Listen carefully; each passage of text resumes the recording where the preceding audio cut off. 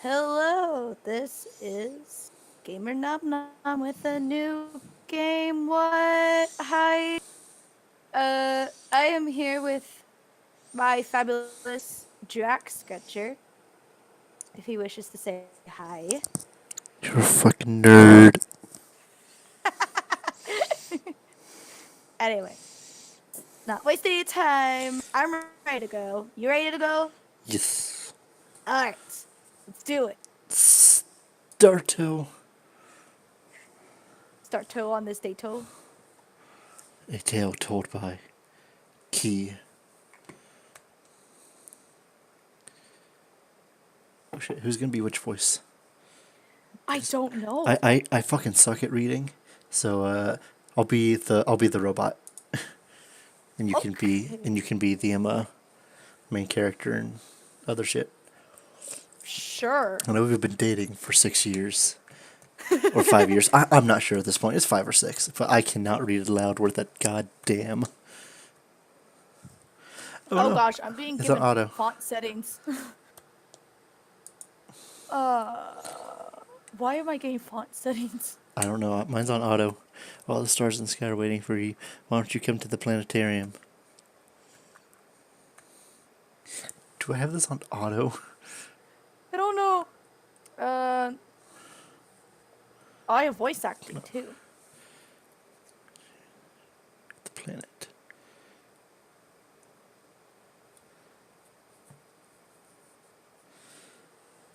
I know it's auto scrolling right now through a scene. Okay, so once we get to the first clickable thing. That's when we voice act. Yeah, thousands of days later.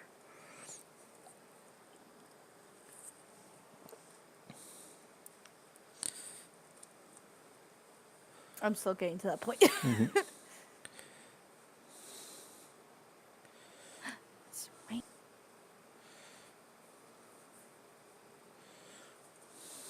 About 10,000 days later. Later.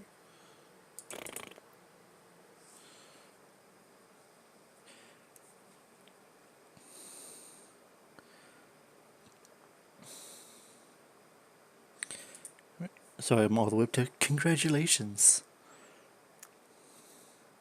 All right.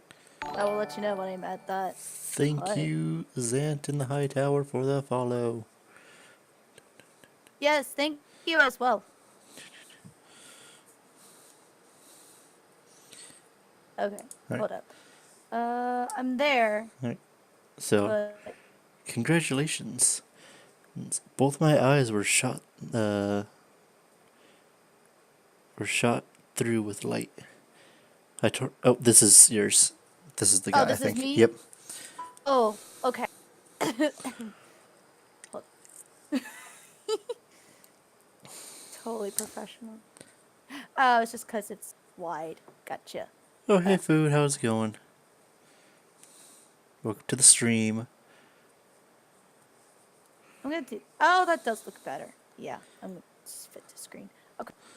Uh, both my eyes were shot through with light. I tore the night vision goggles off my face before they burned out my retinas. For several seconds, I wasn't able to do anything at all. However, the sound that assailed me next was neither the crack of machine gun fire nor was it the hiss of nerve gas. You're our 2,500,000th customer. Do you not have voice acting on yours? No, I don't. Weird. All right. No, it was a young woman's voice, clear and sweet, completely out of place in the midst of the god-forsaken rubble. Since it was reverberating off the high ceiling, it was difficult to ascertain its point of origin. I pointed my grenade launcher forward, alarmed. Even though I let the tension in my trigger finger drain away, I kept the weapon pointed straight ahead. After all, sometimes intimidation alone was enough. However, if that other person was trying to kill me, dots. Oh, I'm sorry, those were your dots. The owner of that voice immediately fell silent. When?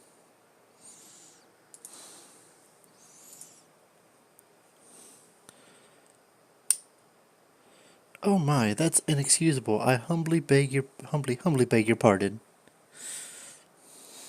She started a burst of energy.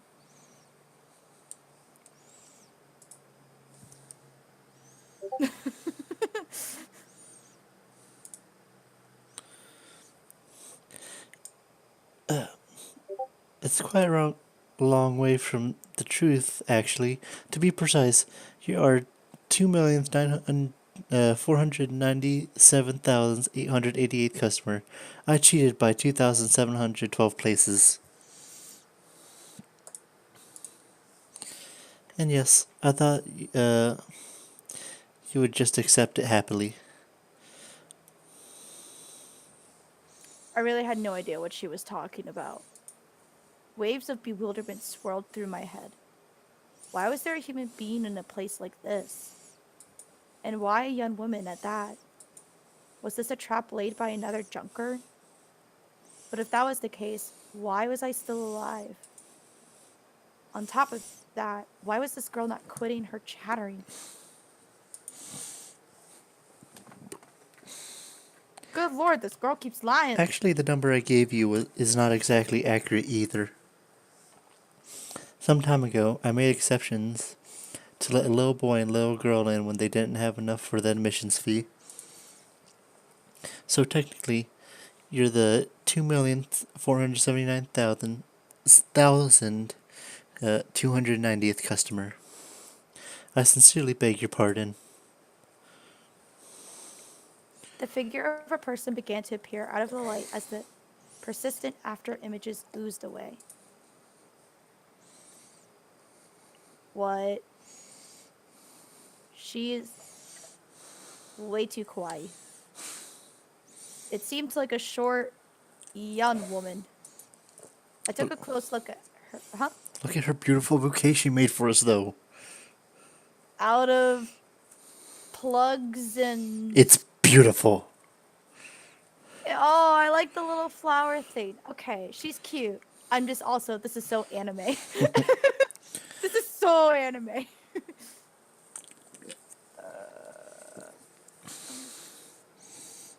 Okay. It seemed like a short young woman. I took a close look at her as I continued to cautiously point the barrel of my gun towards her. She looked to be maybe 15 or 16 years old. Long, lightly colored hair divided on both sides into ponytail. Strange earrings that almost totally concealed her ears. Okay. A hat sitting lightly on her head. Oh, I didn't even see the hat. I just saw the giant bow. Hair ornaments as wide as cargo bands. A short skirt that ended just above her knees. She was holding something in her arms, too.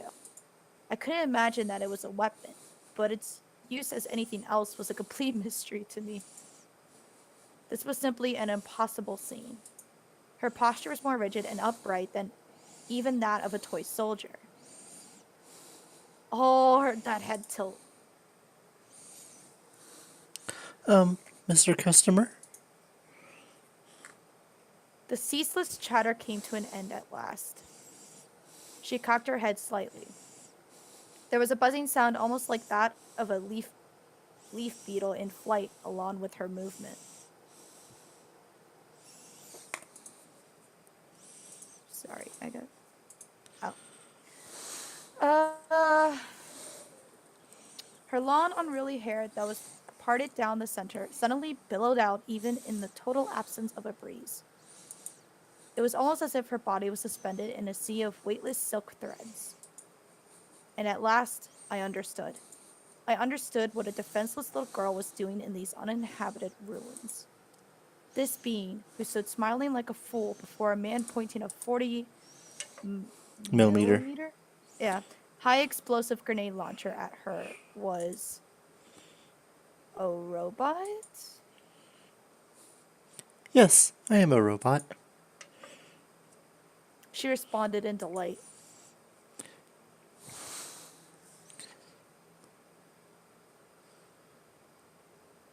My name is Hoshino Yumemi, and I am a member of the staff at this installation. Is Wish Upon a Star the translation of that? Yep. Ah, that's adorable. With a childish smile, she presented that thing she was holding in her hands to me. Suddenly, my character is voice acting. What the hell is that? It's a bouquet. Please accept this in commemoration of your visit here. Oh, baby. I looked at it once again. Fluorescent bulbs, old-style microphones, power cords, camera lenses, pieces of copper wire, fragments of organic plastic. The variegated bundle of junk was wrapped in a roll of opaque film with ribbon cable. Wow, I can't read. Ribbon cable tied in a bow at the bottom. I somehow got the impression that this situation was hopeless. Of course, I had never seen a bouquet of real flowers in my life, but it wasn't as if the obvious fact was lost on me. Those were absolutely not real flowers. God, you gotta be a killjoy, don't you? They weren't even, for that matter, artificial flowers. Please accept this accommodation in commemoration of your visit here. I keep saying accommodation. I'm fucking broken. I want to accommodate you, gosh dang it. Yeah, we plan to stream this game together. Food. We were gonna stream it yesterday, but then we played 7 days, so we're doing Dating Sim Sunday on a Monday. Yes. She repeated those same words over again. Her smile seemed to carry no malice whatsoever. As a result, I accepted her so-called bouquet. Oh, okay, my guy's not a total douche. After I confirmed that there were no explosives or unusual artifacts in it, I threw it onto the— Oh, I am a douche! Never mind! I take that back! Threw it onto the floor! I beg your pardon. Ah! To tell you the truth, I was unable to prepare real flowers for you. It's you. Real flowers? I was letting the voice acting go. Yes, there's a flower shop on the first floor of this department store. Or if you call their delivery service, is usually prompt and courteous. However, I couldn't reach them by telephone and tried to make one myself, but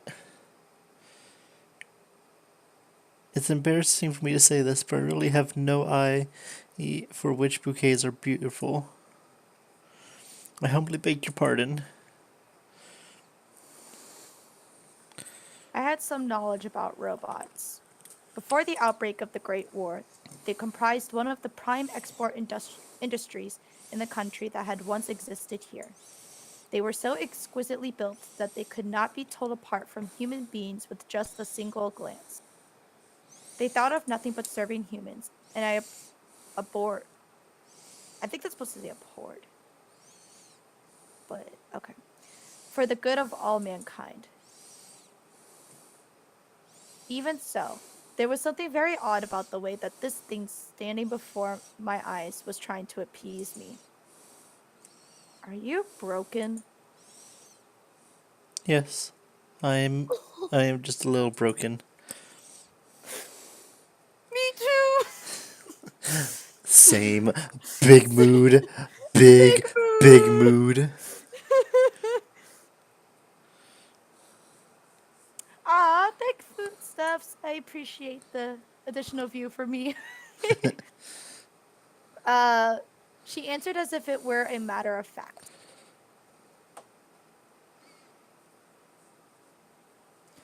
There currently exists an unidentified bug in my self-diagnostic subroutines. My backup CMO's battery is depleted and must be replaced. I can't establish communication with the support center. I transmitted a ticket for maintenance call, but there has been no response. I can't connect to my personal backup data archive. My cervical vertebrae power unit is past its operational lifespan and must be replaced.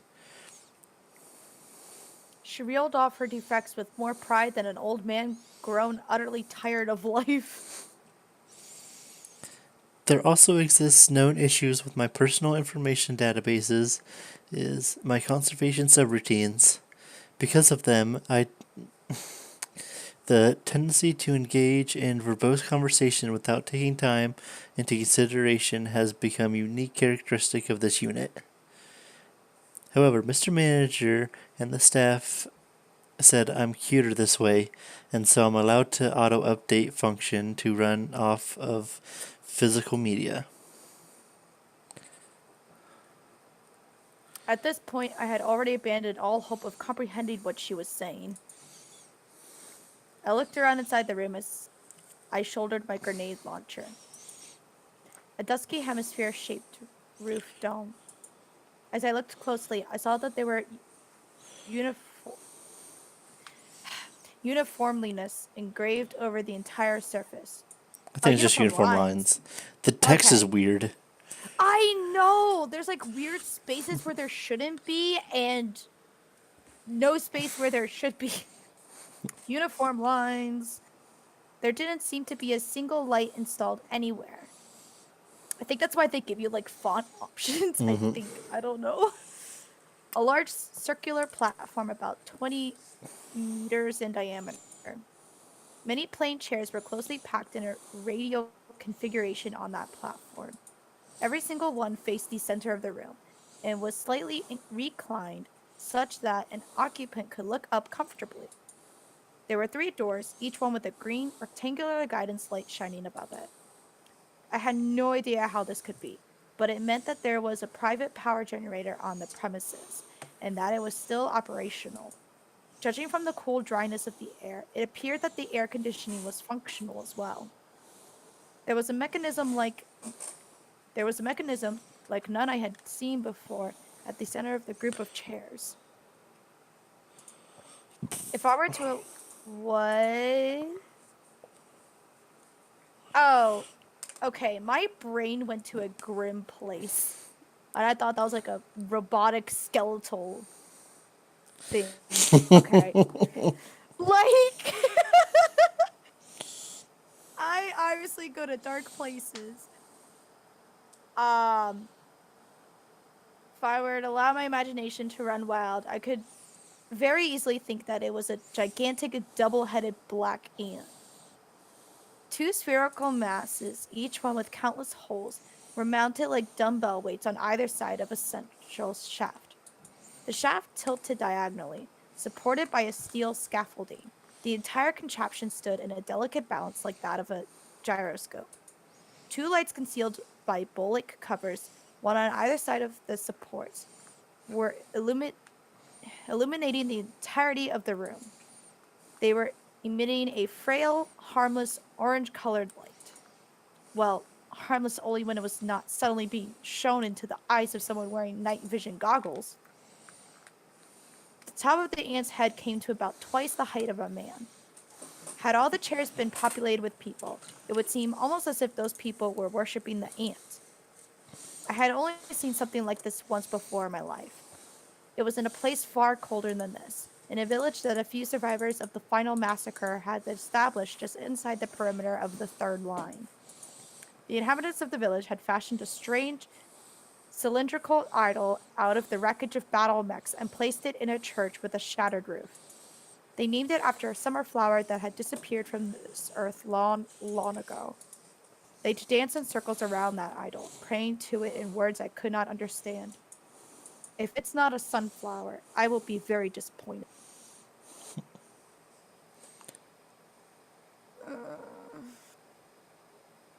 They truly believed that if they did so, they could get the rain to stop falling.